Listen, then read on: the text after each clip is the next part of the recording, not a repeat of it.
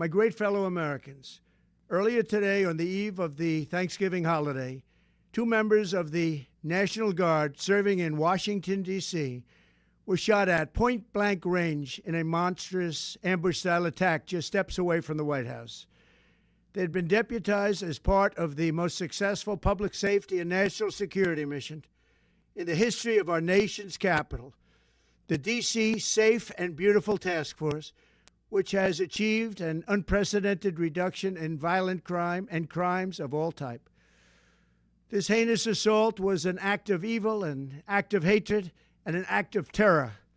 It was a crime against our entire nation. It was a crime against humanity.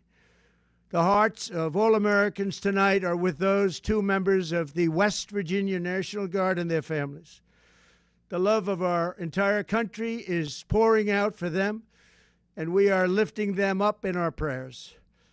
As we are filled with anguish and grief for those who were shot, we're also filled with righteous anger and ferocious resolve.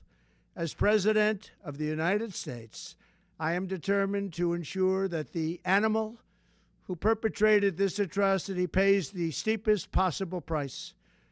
I can report tonight that, based on the best available information, the Department of Homeland Security is confident that the suspect in custody is a foreigner who entered our country from Afghanistan, a hellhole on earth.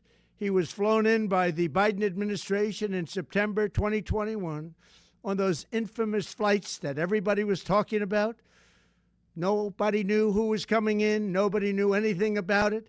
His status was extended under legislation signed by President Biden, a disastrous president, the worst in the history of our country. This attack underscores the single greatest national security threat facing our nation.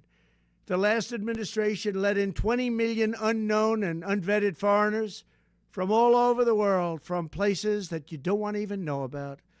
No country can tolerate such a risk to our very survival.